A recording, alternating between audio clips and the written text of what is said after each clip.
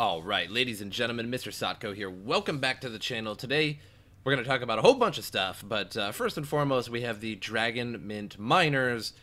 They've all come in, and there was a whole bunch of hoopla around these miners, so we'll get into that in just a second.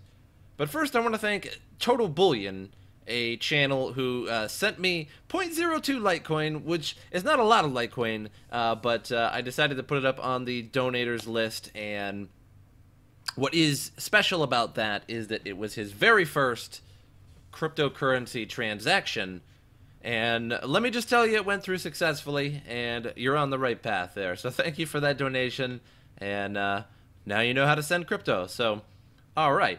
Anyway, so the DragonMint T1 miner is essentially a sort of a copy of the Antminer S9. When they first were being developed and announced in November, everybody kind of thought that it was a scam and that all the pictures and things like that were just scam pictures looking to get a whole bunch of money from you and then never give you anything in return. It took forever to deliver them, and when they have been delivered, it shows that they are pretty much on par with the S9. They were supposed to be much better and more efficient, and they are to some degree, but it doesn't necessarily make them obsolete. So the idea was that the Antminer S9 was supposed to be obsolete with the new DragonMint T1 coming in.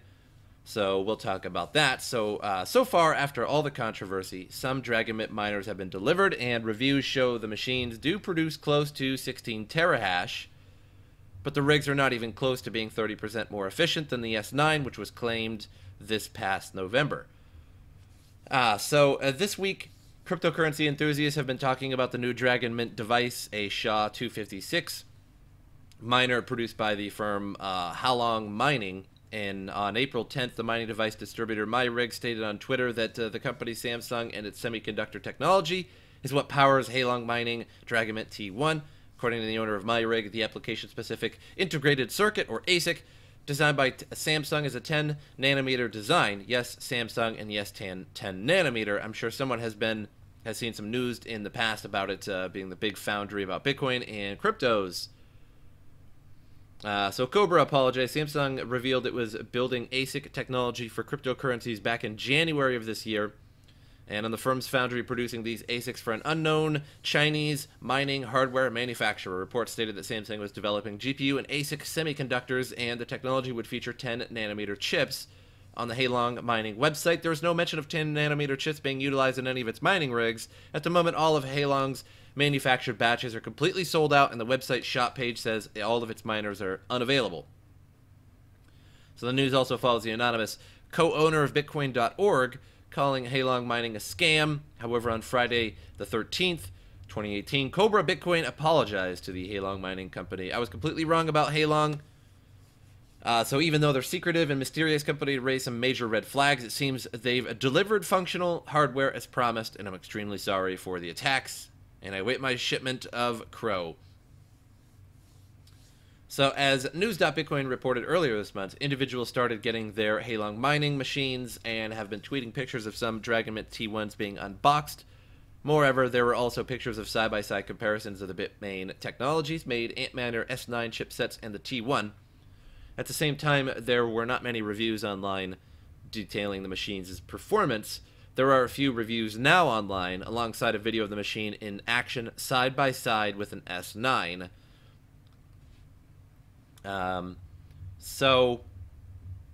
Somewhere in here, it begins talking about the sound of them as well. So the video shows over a long period of time, the machine consistently clocked between 15.5 and 15.9 terahash. Which is just slightly faster than, I think, like the 14.5 S9 that they have now, but they might have a 15, but either way, it's pretty much on par. The DragonMint machine in the video was roughly the same size as the Antminer S9, and the device made a distinctive sound compared to the S9 as well. So, if you guys have never heard an S9 Antminer, or a lot of these ASICs, but I think the S9 is probably the loudest one, they are really loud. Like, imagine turning on a vacuum cleaner and having that. It sort of sounds like a shop vac. Not like a loud, computer fan going on, or like a clogged computer fan where it starts to make the high-pitched whir. Nothing like that. More like a vacuum cleaner or a shop vac, which I suppose are technically like the same device in a way. So basically, a vacuum cleaner.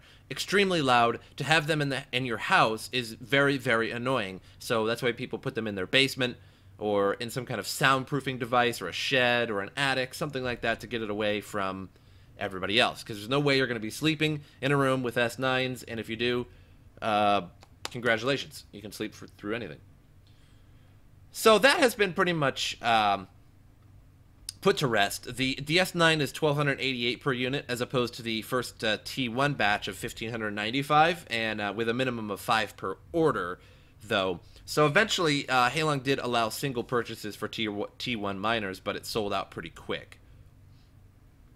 So they're a little bit more expensive, but the S9's performance has been sort of dipping lately, so anywhere from 13.2 to 14. And for this one, you get nearly 16 terahash for a few hundred more dollars, which over the course of a year would be more profitable. So not too bad there. It doesn't really say. So the Antminer S9 pulled 1,375 watts. T1 ramped up, but pulled 1,480 to 1,497. So it's actually less. I wouldn't say less efficient, but more. It does take more wattage. So it is pretty extreme indeed. So here we go. Here's a Steam article, and I usually don't do Steam articles because these are usually written by, well, just random people, and I don't mean to bash anybody or anything like that. But I do enjoy this article. It talks about the Verge supposed FUD exit scam that's coming up. So a lot of people are really bashing Verge lately and trying to get other people to not really go towards Verge. So I've made a couple videos recently saying that of how to mine Verge, and saying that I was mining Verge for this upcoming price increase for the 17th announcement.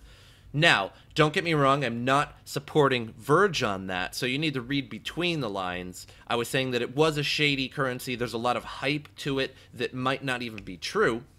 However, there is a thing in the investment world called, well, it's more of a phrase, buy the rumor, sell the news. So it doesn't matter if Verge is really a scam, which I don't think it's a scam per se, or if the information on the 17th is going to be extremely disappointing. Either way, you can ride the wave going up, and then just before that news, you can sell it and then go from there. Or as soon as you hear the news, you can sell it and go from there. But once one person hears the news, everybody's going to hear the news. So it's usually best to do it before it, or you can gamble and continue to hold it after the 17th and see what happens from there. But that depends on the news from Verge. But then there was this very mysterious crowdfunding campaign where a bunch of their coins that were supposed to pay for the Ledger Nano, or the Ledger wallet integration, but really it turned out you don't actually have to pay to do that. So what was the crowdfunding campaign for, and why is it all being moved to an online exchange? So XVG has been a shady cryptocurrency from the start, yet people have trusted the lead developer, and it's been holding up in the 20 cryptocurrencies for some time now. It was a big news when John McAfee supported XVG in his tweet about privacy coins. When asked if he was joking, he simply replied that he isn't. Fast forward to the present time, Verge has had a successful crowdfunding campaign where they asked investors to donate over 75 million Verge so they could announce a huge game-changing partnership. So if you know how partnerships work, you will know that it's a bit odd for someone to ask for money just to partner up with you. But let's just assume that that's true. After the successful crowdfunding campaign, we have records that 3.5 million coins have been moved to an online exchange, Binance. So after this was brought up at the Verge subreddit, one of the mods replied, "The money is being used on the integration of the Nano Ledger." Okay, that makes sense. This would all sound fantastic if we didn't have one major... Man, me and this guy, we should get together. We should hang out and have some drinks because we think exactly the same. So this would all sound fantastic if it didn't have one major issue. So the VP of Engineering at Ledger, and I did this last video, if you guys want to check that out, and Ledger has dismissed these claims with a clear statement that this is a process that is completely free and requires no funds. Hello, Ledger does not charge for coin integration anymore. Either the integration is provided by the community, which we help for free, or we follow our own integration roadmap. So the mods at Verge subreddit have remained silent to responses from people who have brought this tweet up. BitChip is the CTO of Ledger and has confirmed on Reddit that he has no knowledge about anyone from his team to be working with Verge. In this whole mess, Verge holders have a date and hope. That date is the 17th, when Verge should announce their huge game-changing partnership. Obviously, some of them are pissed because people started asking questions. So the newest post in the Verge sub states that there is contact. April 17th still stands, and hopefully the trolls didn't damage their relationship. Question mark. I just have to take a second here and reflect on that statement. First of all, the post is pointing towards a tweet where the VP of Engineering at Ledger confirmed there was no contact. They replied with a standard email, just like they would reply to you and me, and it all ended there. So in my last video, I mentioned that Verge developers emailed Ledger, and then Ledger replied with a standard email. You know, the email that you always get when you email a corporation, and it's just that cookie cutter post. Hello, we're sorry you're having an issue. Blah blah blah. That cookie cutter post. That's what they responded with, and then Verge never responded back. That's it. So what partnership can be damaged here? The service these people are hyping up is free, and anyone can acquire it. There was no relationship to be damaged in the first place. My final conclusion, this could be the worst scam we've ever seen in the crypto world so far. No one is hiding tracks, and everything is completely shady for some time now. If we do end up seeing an exit scam, it will be underwhelming because we have seen it coming for a long time now. Another thing that could be going on, overhyping simple things to get their hands on the 7 million coins from the crowdfunding. It is less likely outcome, but it is still possible. No big partnership, but they still delivered as promised on April 17th by announcing a partnership that was free from the start. And saying he's got his popcorn ready. So I'm going to go ahead and upvote this post. Sure, why not? Got to sign in, even though I'm already signed in. That makes sense. And I urge you all to also upvote this post. And how about we also reply? Used on my YouTube, MrSotko told everyone to upvote your post. So everyone upvote this post.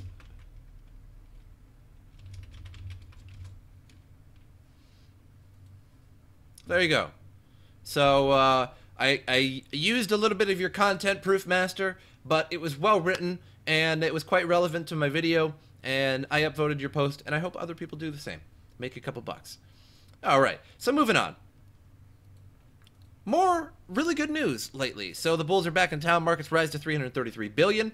So we are at 333 billion now. It is too early to confirm whether the price of Bitcoin price can continue its bull run throughout April and potentially to the 10,000. Bitcoin is still down 50% from its all-time high at 19, which I argue at 20.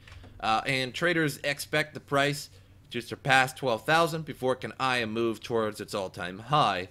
Hence, Bitcoin is still at an early stage of recovery. But we are at... so it's possible that it could achieve a 2-month high at 400 billion. So we could get there. We're currently at 333 billion, moving towards the 350 billion region. And as you can see with Bitcoin, everything is doing fantastic. We got 8,300, and with Litecoin, we are packing about $1.31. A little bit more a few hours ago, but not too big of a deal. So good deal with that. So alleged British Bitcoin scammer extradited to the U.S. for defrauding over 36 million, and I guess this is Moroccan police. And look at this angry guy. This guy. I want to try it. Can I try it? Am I getting it? Man, he's angry. He's got a stick and some handcuffs. I don't want to mess with that guy. He's got a nice 5 o'clock shadow too. This is a great looking guy. This guy should be a supervisor or something. Somebody promote that guy for that picture. The FBI has announced this Friday on Friday that Wenrick Haddo, wow. A 49-year-old UK national has been extradited to the U.S. from Morocco to face charges at the Southern District Court of New York. He's accused of defrauding more than 36 million from victims by making material misrepresentations and misappropriating investment funds in 2 companies, Bitcoin Store and Barworks. So Haddad was arrested in Morocco under a provisional arrest warrant in July 2017 after the SEC filed charges against him. He allegedly used sales representatives to cold call potential investors and sell securities in 2 companies he controlled while hiding his involvement due to his shady past.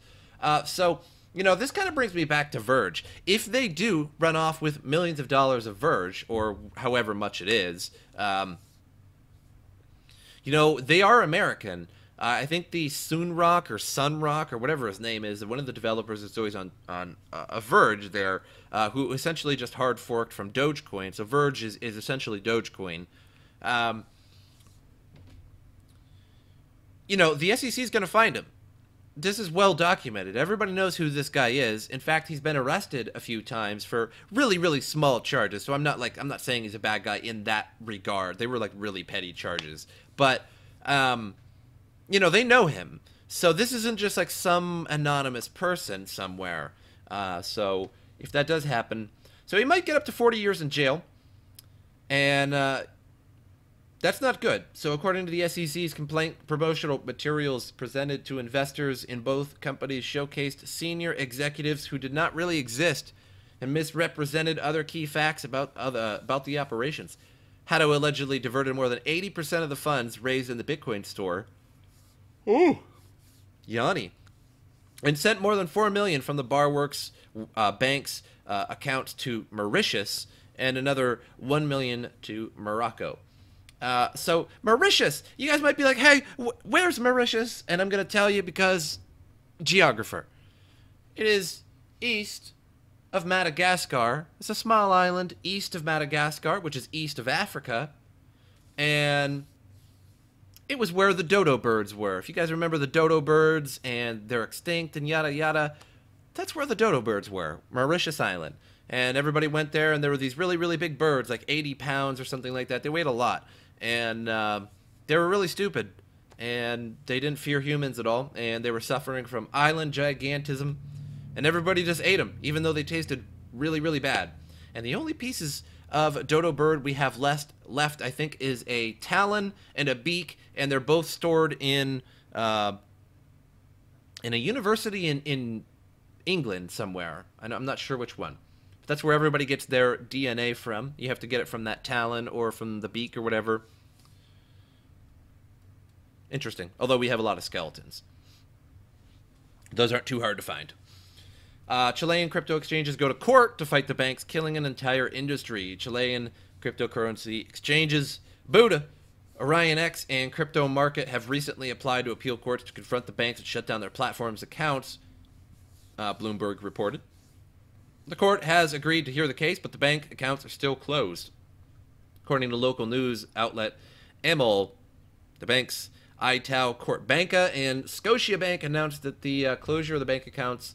A week later, the state-owned Banca del Estado de Chile followed the move by confirming the closure of the accounts of all 3 crypto exchanges. The Chilean cryptocurrency community launched the tag on Twitter to support the industry and retain the ability for citizens to buy and trade cryptocurrencies like Bitcoin, as well as locally launched coins, Chuacha and Luca. I have Spanish. Sorry, guys. Twitter user Hernan Moriera condemned the banks' actions towards the crypto industry, claiming that while the world is running hand in hand with this technology, Chile takes a step back. Very unfortunate. Hope they get that turned around. Buddha's co-founder and CEO Guillermo Torrealba. Oh, man. It's getting me every time. I love these articles because it's just always throwing out these names that nobody can pronounce. Comments that the bank's decision to close accounts is killing the entire industry. According to Bloomberg, Buddha Exchange traded around 1 million daily before its bank accounts was closed. It won't be possible to buy and sell crypto in a safe business in Chile. We'll have to go back 5 years and trade in person. Seems very arbitrary. It does. This is not something I really care for because Bitmain is just like, at this point, it's just like an evil corporation almost. Only accepting Bitcoin Cash. You know, being friends with Roger Ver and only accepting Bitcoin Cash. I can't even do this hard enough. I wonder. Is that a correlation? I wonder. Only accepting Bitcoin Cash, I think they changed that just recently now, though. But for about like a good 6 months, that was the case. You know, and then also making ASIC miners and releasing them for $12,000 just when Monero was going to fork for $12,000. They're like, oh, Monero's going to fork. We better pump these for $12,000. People will buy them. And they're like, hey, why do we need to make these for $12,000? Some new executive, right? He's the new guy. And he asks at the table. And everybody just looks at him like he's an idiot. And they're like, these people will pay anything we want. You shut your mouth. And you go stand in the corner, put the dunce hat on, and make us all coffee for the rest of the day, you're out of the meeting, right? Why do these sell for $12,000? We don't know. We don't care. We just want the money, even though Monero is going to fork in just a minute, and nobody's going to make any money off of it. You know, and then when people riot and throw bricks through their windows, they're like, okay, we'll do for $3,000, even though it probably costs us like $48 to make one of these. China's crypto giant Bitmain is one step closer to establishing mining facilities in Washington state. The port of Walla Walla, Walla Walla's county's economic development agency, unanimously approved a lend, lease, and purchase option that would allow Bitmain to build its new mining facility. Company's Ant Creek subsidiary will be able to lease 10 acres with an option to purchase after 1 year. However, an option for an additional 30-acre purchase was removed from the agreement. So Ant Creek still has to agree to the terms to complete the deal. Local newspaper The Union Bulletin reported if it does, it will pay for approximately $4,700 per month in rent. Bitmain has yet to publicly acknowledge the company as a subsidiary, but publicly available company registration information lists Bitmain CEO Jihan Wu as Ant Creek's sole governing person, as previously reported. So they're not going to publicly acknowledge, but he literally writes his own name as the CEO, as a sole governing person of this subsidiary. But they're not our subsidiary. Oh, man, that just blows my face right off of my body. Like, just boom! And it's over there now, and I'm a freak for life. It got me good. I should have just avoided that completely. I'm just messed up now for days. Ugh. Sorry. According to the Union Bulletin, Jeff Stearns, company's director, described Ant Creek during the hearing as both a blockchain company and an artificial intelligence company. No, neither. How about neither? Literally neither. They're a manufacturing company. Literally neither. They don't do anything with the blockchain. They don't make the blockchain. I mean, just because they're mining, I guess they're dealing with a blockchain, but that's not a blockchain company. And then an artificial intelligence company, no, not even in the least. An ASIC is literally one of the least artificial intelligence computers ever. It does one thing over and over and over efficiently. That is the least intelligent thing. Jeff Stearns, you have no idea what you're talking about. They're literally neither. A company headed by 2 CEOs. Likewise, without specifying Bitmain, he reportedly characterized the company as the largest global manufacturer of crypto mining equipment. Okay, so that's true. Walla Walla residents voiced concerns over the amount of energy the company would extract from the community, which has some of the cheapest electricity rates in North America. So I said this in a few videos throughout the crypto career thing, I guess, that there different states in the United States have far different electricity costs. I think Washington, D.C. is the lowest, last time I looked, and then Washington is like the second lowest state. It also depends on where you live within the state. I'm in Arizona, and it's like one of the 7th or 8th lowest cost states. One of the highest cost states is New York State, I think. So it's going to raise cheapest electricity, concerns over it. So it extracts electricity and creates wealth for the owner with no trickle down. This is true, said local resident Rob Lincoln, according to the Union Bulletin. So this is absolutely true. So Rob Lincoln, you know what you're talking about. So basically, you can run a huge farm, mining farm, with just a few people. Sure, it might take a few more people to get it set up initially, but once it's set up, you only need a few people, a few technicians running around and unplugging them and plugging them back in and replacing and you know what I mean, doing all that stuff. That's it, really. You just run around all day, just replacing, putting new ones in, you know, going on the computer, you know, using the routers, making sure they're all connected. That's it. So nobody's getting paid for that, like not that many people. Whereas if like you made an aluminum foundry or something like that, it's going to take the same amount of electricity because you're a smelting foundry, but you're going to hire hundreds and hundreds of people. So the hearing was reportedly tense, and one resident was escorted out of the hearing during the public comment period. Another community member criticized, it's not used in legitimate business. It's used for two things: transactions you want to hide from the law and speculation. I completely disagree with you. Peter Fritham probably is 76 years old and watched Fox News, and that's probably how he got that. So there's that. And then just about everybody's lying to the IRS. This is not anything new. If you thought this was new, well, you know. So out of 250,000 people, just 100, a little less than 100, I believe, said that they were filing cryptocurrency-related taxes. So fewer than 100 people have reported Bitcoin holdings so far. Fewer than 100. If you're one of those 100, don't do that. Don't do that yet. 100 people. If you were in one of those 100 and you were like you're basically okay. So if you were one of those 100 people, you are like one of those people in school when the teacher forgets to give out homework for the day and they raise their hand and was like, "Hey, teacher, you forgot to give us homework today, like you said you were going to do earlier, just before the bell rings." And then when you go out into the hallway, you get one of those little quarts of milk that they give out during lunch. Somebody had just barely opened it and then hurled it at your chest so that it exploded all over you. You're that person. Let's move on. Bitcoin already crossed 8,400. Analysts expect it to surge again after tax season. So this is more of the usual, to be totally honest. Tom Lee estimates cryptocurrencies increased value by $590 billion during 2017. 30% which were captured by U.S. holders, totaling $177 billion.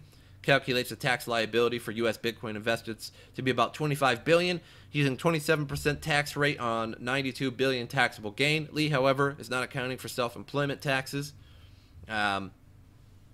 Lee has also predicted the market impact of the tax season. Bitcoin's market cap is impacted by $20 to $25 for every $1 in U.S. selling. So the numbers check out as the market cap of Bitcoin was valued at $135 billion by the end of March, and the market cap shed $20 billion over the next 2 weeks to $115 billion before the rebound that started on Thursday. Tom Lee argues that $1 billion of U.S.-based Bitcoin selling is enough to account for $20 billion plunge. Based on these estimates, predicts the price of Bitcoin to reach $91,000 by early 2020. So everything is bullish right now. Everybody's just like throwing out all these great bullish terms or news rather. And so that's a good thing because when all of the news starts to shift to the negative, that's when you start to see prices going down. And it might be legitimate reasons, and it might be somewhat not legitimate reasons. It could just be simple FUD. It could be something happening on the other side of the world that doesn't affect you necessarily, and it's going to send the price down because of negative effect. The butterfly news effect. So I have plenty of videos on my channel if you go way back of me compilating negative news videos and how that affected the price. So I felt like that I got a lot of reasons and showed a lot of reasons why prices are going up and why prices are going down in certain videos. And when you get news like this over and over and over, you get good stuff. So we'll check out that in just a second. I want to take a look at the coin market cap. Let's go ahead and refresh this because it has been a while. 3% all up. So for the most part, all coins going on up. Moving on up to the east side to get ourselves a piece of the pie. Deluxe apartment in the sky. So Bitcoin is up, is our winner of the top 100 coins at 27%. Weird. And then our loser is EOS. Thank God. EOS, what do you even do, EOS? Why did everybody give you $1 billion? EOS, Why is your market cap nearly $1 billion? What do you do? Nobody knows what you do. That's just a crypto world, right? You know, I mean, you go down to half of these coins and you're like, what does this coin even do? What does it do different than, let's say, this coin or this coin? And sure, don't get me wrong, I'm not completely inept, but to look up every single one of these coins, it's not going to happen. There's thousands of them. It doesn't work like that. And then when you see a white paper or a new coin coming out and it's like, you know, we've created a decentralized currency that's fast, small, and light and works just great. And you're like, wow, you're one of 1,000 people that have done that. What else does your coin do? What kind of, tell me more than that. I need to be sold anymore. This is not 2017 anymore when you can just come out with whatever coin with a good name and all it is a transaction coin. Like, for example, I like Vertcoin. I really like Vertcoin. But Vertcoin and many other coins like Litecoin or anything like that, they're all great currencies. I can send them to you, you can send them to me. That's it. Like, there's not much different other than that. Other than their algorithms, short, but to the main people, to the world, to the rest of the world, and not just like miners or something like that. Very little differences in the coins. Some coins are vastly different. Like Monero is very privacy-based, so your public keys are always scrambled and hidden in a lot of ways. So there's that, you know, but other than that, a lot of coins are exactly the same. So before you invest into something, make sure that it's actually going to do something and just doesn't just give you corporate jargon white papers. That's like an epidemic. It's like a pandemic. So our last thing for the day is back to Tycoon Coin. So I made a Tycoon Coin video a month ago or something like that. Now I'm not exactly sure the date. So this is an Australian ICO, and I made a video on it on the first round of registration. It is now on the second round of registration, and it has this video. Tycoon Coin is not like any other ICO currently in the marketplace. Tycoon's main focus is to give back to the people. This is how we do it. Tycoon will generate profits that will then be used to buy back tokens from the marketplace. The coins will then be burnt and destroyed. By burning coins, as time goes by, there'll be fewer Tycoon coins in the marketplace. How do we generate profits? We generate income through crypto mining. Crypto mining is the process by which transactions are verified and added to the public ledger, known as the blockchain, and also the means through which new currencies are released. We also have a crypto lending business where we lend against cryptocurrencies. Okay, so I know there was a lot of questions surrounding Tycoon Coin. Let me just throw this out there. My friend knows them, and he started to talk about them and that they were making this coin. So he knows the developers of this coin, and then I've been in contact with them as well on WhatsApp. We've been talking, you know, about the coin and things like that and what we can do. We're also asking them, you know, some advice on some other things and stuff like that. So we've all been, you know, sort of in contact with each other, but only vaguely. So I'm not like involved in the development of this coin or anything like that. And I don't really talk to them every day. But if I have a question, I can pretty much immediately message them and get a response back. So I've heard a lot about this coin, and I know there was a lot of issues because in the white paper it says a lending coin. It is not a lending coin. You don't go to their website and lend like BitConnect or Devor or Falcon Coin or all those other totally horrible lending coins.